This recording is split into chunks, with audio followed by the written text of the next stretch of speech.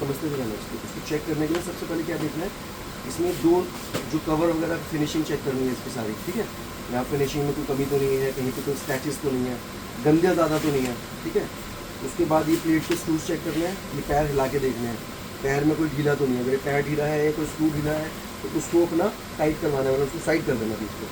फिर उसके बाद इसको रख के एक बार इसको इसकी रस्सी को ऐसे निकाल देना है, और इसका साइड में जो नॉब है उसको खोल के ऊपर नीचे गर्दन को करके देख लेना, ऊपर ऊपर करके। तो ये जो पीस है इसको हम थोड़ा सा ऐसे इसे हमें टांगना है, तो उसके लिए थोड़ा सा गैप बनाना पड़ेगा, नया पीस का गैप की जरूरत होती है। यहाँ पे हम टांग लेंगे इसको, ऐसे टांग गया। उसके बाद गर्दन को हम इस तरीके से ऐसे कर देंगे और टाइट कर देंगे, साइड नॉब जो है ये टाइट कर देंगे। और यहाँ पे ये लीड लगाएंगे, इसमें ये है वॉल फैन 16, 12 सब इसी तरीके टेस्टिंग का प्रोसीजर सेम है, पर उसमें जो वैरायटी होती है वो बताऊँगा चलिए। इसको ऑन कर देंगे। ये हमारी जो इधर वाली डोरी होती है वो होती है घूमने वाली, तो पंखा घूमता है उसको सेट करना। और ये जो होती है स्विच की 1 2 3 जो लेवल्स होते हैं। अब जैसे इसको ऑफ करेंगे, फिर 1 पे चेक करेंगे कोई साउंड तो नहीं है, हमें साउंड चेक करनी है। ये जो इतनी साउंड है ये खाली मोटर की रनिंग साउंड है। एक गुड़ गुड़ करके आवाज़ आती है, गुड़ गुड़ या कुछ और तरीके की आवाज़ आती है, तो मोटर में दिक्कत है, उसको हमें निकाल देना है, ठीक है। अभी 1 पे हो गया, 2 पे हो गया, स्पीड वेरिएशन आएगा, इतना ज़्यादा पता नहीं चलेगा, पर धीरे धीरे टेस्टिंग होगी तो पता चल जाएगा कि स्पीड में वेरिएशन आ रहा है।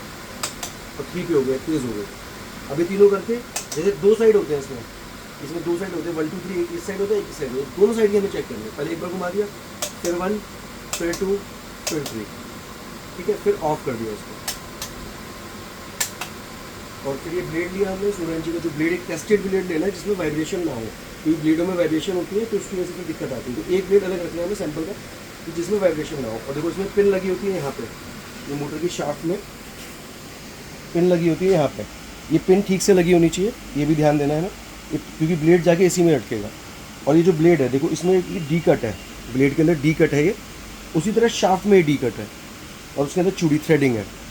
ये जो पिन है ये 2 रिंग्स बने हुए हैं, 2 रिंग्स के बीच में होनी चाहिए। अगर आगे है तो ये ब्लेड मोटर ख़राब है, इसको हमें हटाना है। तो ये इस तरीके से ये ब्लेड का कट मिला के, जो ब्लेड का कट है और शाफ्ट का कट है उसे मिला के हमें अंदर डालना है, और पुश करके पीछे उसमें फंस जाएगा बस। उसके बाद हमें वैसे चेकनेट यूज़ करना होता है, और नहीं भी यूज़ करें, ब्लेड टाइट है तो नहीं निकलेगा, लेकिन अगर हल्का सा भी लूज़ लग रहा है तो चेकनेट यूज़ करो सेफ्टी पर्पज से। उसके बाद हमें इसे चलाना है पहली स्पीड पे, दूसरी स्पीड पे, तीसरी स्पीड पे। तीसरी स्पीड पे हम इसे मूवमेंट करके छोड़ देंगे, इसे घूमने देंगे अपने 2 राउंड्स लेने देंगे। जैसे एक राउंड उधर ले लिया, फिर अब इधर आएगा, फिर एक बार राउंड इधर लेना, फिर इधर मूवमेंट चेक करना है। इसका क्या होता है, यहाँ आवाज़ नहीं होनी चाहिए कोई, उसके बाद हाथ लगा के देखना है कोई ज़्यादा धड़कन तो नहीं है, धड़कन तो नहीं है पंखे में, या कोई साउंड तो नहीं, अलग से साउंड लग रही है, उसको हटाना है हमें।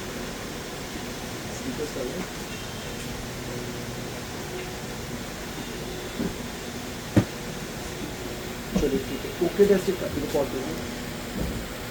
करिए।